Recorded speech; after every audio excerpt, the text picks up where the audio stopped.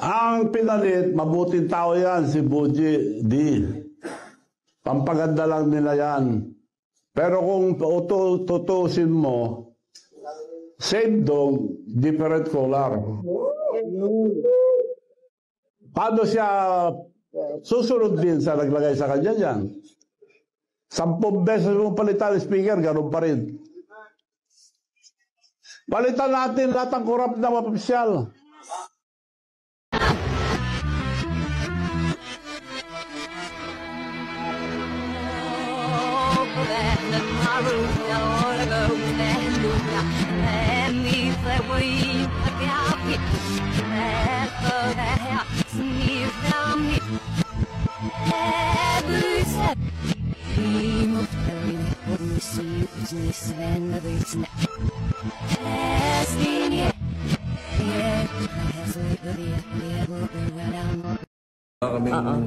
Wala kaming pag-uusap about that,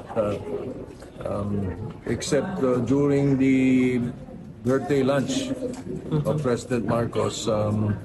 I was already overhearing from the other members of the House that they were asking Boji to consider the speakership. It's it's a very good choice for the congressman. It's a very good record. He's been vice mayor, mayor, congressman, governor, vice governor, congressman ulit. And in all those years, no bad record. I'm sure he's capable and it'll be good for the House. He was my party mate. He's originally NPC from before up to just this huling, itong huling elections lang, nag-PFP siya because of the party of the president. Pero he has been always NPC. If you cut his veins, you will see NPC. Did it come as a surprise, yung pag-resign ni Speaker? And I did not come as a surprise because I canceled the CA, not caucus. Plenary. The plenary. Because we were, I was informed by the vice chairman of the CA, Congressman Gico, that there will be a change in the leadership the following day. The call was yesterday, last night, I should say. I expect a very, very good, in fact, excellent relationship between the House and the Senate. And mas malinis na 2026 budget, sir. Mas malinis na 2026 budget. Ay, sigurado. We will make sure this time because there will be live streaming, not only in the deliberations, not only in the hearings, but also on the floor and the bicameral conference committee. In whatever form of bicameral conference will be done, I will make sure that Speaker Boji and I will make sure that there is live streaming so that the people and the public will know where the money goes. Pero we were on the phone earlier, we were talking about a possible dialogue with some of the members of the Senate. Karamihan ng members ng Senate kaibigan niya. Karamihan niya, sa tagal naman niya sa politika, sigurado kaibigan niya karamihan sa atin. Nagkausap naman kami kanina, baka twice, may text na kami, tapos nag-usap na kami, pero perhaps one of these days, once they're settled, because I don't know what their moves are, if they're going to change the chairmanship or not. Kanina, when he talked to me, he just mentioned the hearing ng TRICOM nila, baka isang hearing na lang daw, they will terminate, submit to the, yun lang ang nabanggit niya. Pero budget, I don't think there will be delay. So ma-approve before the... Senator Toots Soto, panoorin mo to, very good choice mo, yung very good choice mo na si Congressman Boji D na magnanakaw din pala. Binansagan ni Representative Kiko Barzaga si bagong Speaker Boji D na Romualdez Jr. Paano naman kasi nang magkaroon ng background check ang bagong Speaker na si Boji D, abay mukhang nabudol daw ang taong bayan. Abay noong governor pala itong si bagong Speaker Faustino Boji D, nagkaroon pala ito ng kasong plunder sa Isabela, malversation at graft. Talagang mapapaisip ka na lang talaga. Pero itong si Tito Soto, Diyos ko, proud na proud pa kay Boji bilang bagong Speaker. Abay very good choice daw si Boji. Aniya, he has a very good record. he's been vice mayor, mayor, congressman, governor, vice governor, congressman-elect. And in all those years, no bad record. Talaga lang ha, Tito Soto? Abay, kilala mo ba itong si Boji? Abay, hindi mo yata alam ang mga kasong isinampa sa kanya, kaya't hindi nga naniniwala ang taong bayan sa ipinangako ng bagong speaker na si Faustino Boji III. Ibabalik daw niya ang tiwala ng taong bayan sa House of Representatives. Ipopromote daw niya ang transparency at accountability, lalong-lalo na ngayong mayroong flood control scandal, mga anomalya at korupsyon. Wow, talaga lang ha, Boji. Kaya't heto ang hamon ng isang certified DDS, Kong Boji D. Kung seryoso po kayo dyan, first, balasahin niyo po ang lahat ng mga committee chairmans at members. Second, tanggalan mo ng pwesto ang mga original TRICOM, Quadcom at mga buwaya coms ni Martin, yung mga abusado sa hearings. Third, declare it in public na hindi niyo na ipagpapatuloy ang impeachment ni Vice President Sara. Then we will start to believe you. For now, you are forewarned that you are not safe from the anger of the Filipino people. Samantalay ang pag-resign ni Romualdez bilang House Speaker ay hindi nangangahulugan. Nahuhupa na ang nagliliyab na galit at hinaing ng puso ng taong bayan. Lalo pa ngayon, napagalaman natin, abay nag-background check ang taong bayan, may kasong pagnanakaw itong si Boji D. Resignation does not erase accountability. Martin Romualdez stepping down neither clears him of criminal nor civil liability. His resignation is nothing more than a political maneuver to pacify public outrage, especially with September 21, a day of protest and remembrance just around the corner. We must not be fooled. This is not full victory yet. The fight for justice continues, and the demand for accountability must not waver. Keep the fire burning. Do not celebrate too soon. Ituloy natin ang laban para sa bayan. Kaya't nanawagan si Cavite 4th District Representative Kiko Barzaga sa pamahalaan na agarang maglabas ng whole departure order laban kay dating House Speaker Martin Romualdez upang matiyak na mananagot ito sa mga paratang na kanyang kinakaharap. Ayon pa kay Barzaga, hindi dapat pahintulutan na makalabas ng bansa si Romualdez, lalo na't nasasangkot ito sa mga investigasyon kaugnay ng flood control scam at anomalya sa pambansang budget. Kit niya, tungkulin ng gobyerno na tiyakin ng hustisya at pananagutan ng mga nasa pwesto. Kaya tipinamukha ni Badarahuk na ang pag-resign ni Romualdez ay hindi makakaapekto o hindi mawawala ang galit ng taong bayan sa lumanilang korupsyon ngayon sa Marcos administration. At dahil marami na ring sangkot ang itinuro si Martin Romualdez at Zaldico. Panoorin natin ang buong video. Sa tingin niyo magpapahupa sa galit ng taong bayan yung pag-resign ni Martin Romualdez? I don't think so.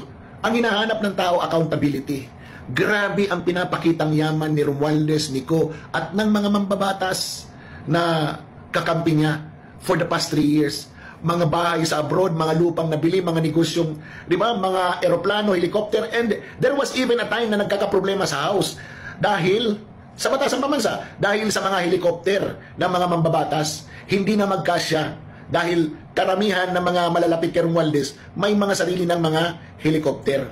Can you imagine? Di ba? That wealth that they were able to accumulate in just a few years, no? Sabihin na natin na si Marcos ang nagbunyag, di ba? But you know, he was so complacent, di ba? Hindi man lang niya naramdaman yon. If wala siyang kinalaman dito, hindi man lang niya nakita yan.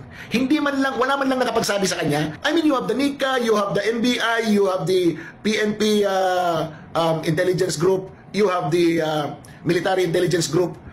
I mean, wala man lang. Wala man lang talaga. Di ba? Kaya nakakapagtaka din. And that yesterday, nung nag-usap sila sa Malacanang, no, of Martin resigning, hindi natin alam kung nagkaiyakan o kung ano man ang napag-usapan. But, you know, nakakaduda lang na all these things happened in the watch of the president na pinsan buo ni Martin Romualdez. Di ba? Kaya, mga classmates, sa tingin ko, hindi huhupa ang galit ng taong bayan unless may managot kaagad, may mapakulong kaagad, at may maituro kaagad kung nasaan yung mga yaman na yan na itinatago ng mga politikong yan. Sayang ang bayot! Sa kanya, haka-haka lang daw, chismis lang. Yung mga... Very good choice pala ha, Tuta Soto. Anong very good choice? Itong bagong House Speaker pala natin, may kasong plunder dati dito sa probinsya ng Isabela.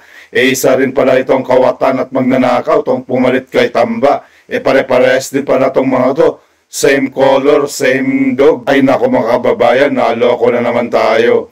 Ay kung gusto mo patunayan, House Speaker, na malinis yung pagkatao mo, sige, pagtatanggalin mo yung mga nakaupo dyan na mga senator na yan at mga kongresista na tumatanggap na kickback. Sige, patunayan mo nga.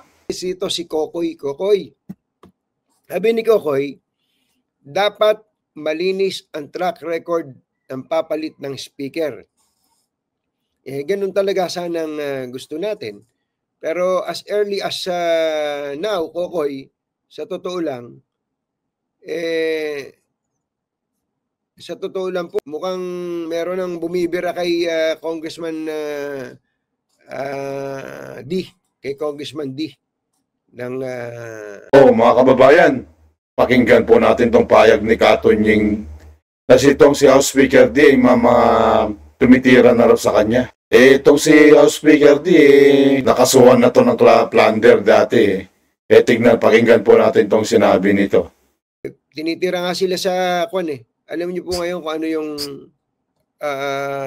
ang pinupunto sa kanila ngayon, political dynasty. Katakot-takot daw ang D sa Isabela. Ayun, that's another story. Tapos may binabanggit na mga dating record ni Congressman Boji D na may kinalaman sa pork barrel din, mga magulang at mga mahal na taga-subaybay. Anyway. Mga kababayan, narinig niyo po si Katunying na itong si House Speaker D. Mga kababayan, pakinggan niyo po yung payag ni Katunying na itong si House Speaker D ay kinakatakutan daw yung kanyang pamilya dito sa Isabela, di ba? Ayan, same color, same dog, same toots. Ay, nako mga kababayan. Nantok ang buhay ito. Ang Kongreso, kundi ang buong pamahalaan. Kasi nasa batas po natin yan, nasa Republic Act 6713.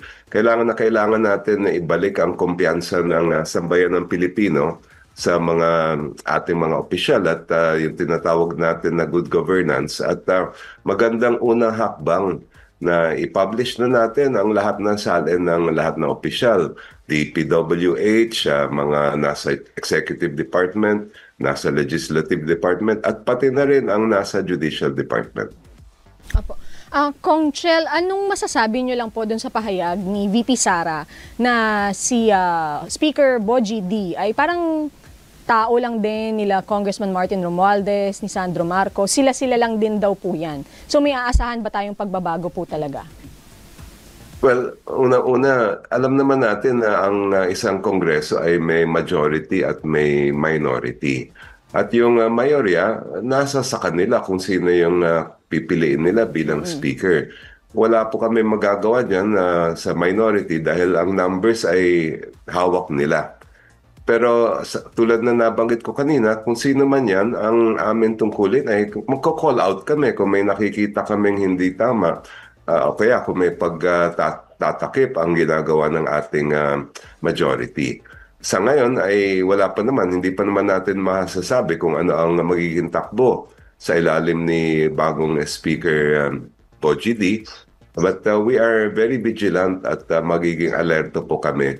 Lalong-lalo na ngayon na talagang galit ang sambayan ng Pilipino sa nangyayari sa mga issue ng flood control projects. Opo, at isa po sa mga ikinakagalit din ng publiko is yung pagkakaroon ng political dynasties at si Kong Boji D is part of a political dynasty. Correct. Obese nga po kung tutuusin yung definition ng kanilang political dynasty sa rami ng mga D. Do you think po although nagbago nga, pero hindi kaya ganun pa rin yung galit ng taong bayan sa Kamara dahil yung iniluklok naman ay parang of dubious nature for ilan?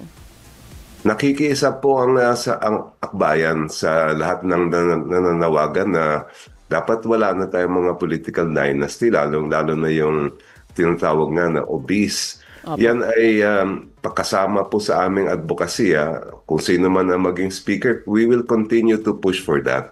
Ang kailangan natin mula sa ibaba hanggang sa itaas ay mawala na yan dahil hindi yan nakakatulong sa ating demokrasya. In fact, nakakasira sa ating demokrasya ang malalaking political dynasty dahil hindi nabibigyan ng pagkakataon ang mga iba naman na qualified na kandidato, mga progresibo na hindi kasama sa mga pamilya na dapat makakapaglingkod at marami magagawa para sa bayan pero hindi nananalo.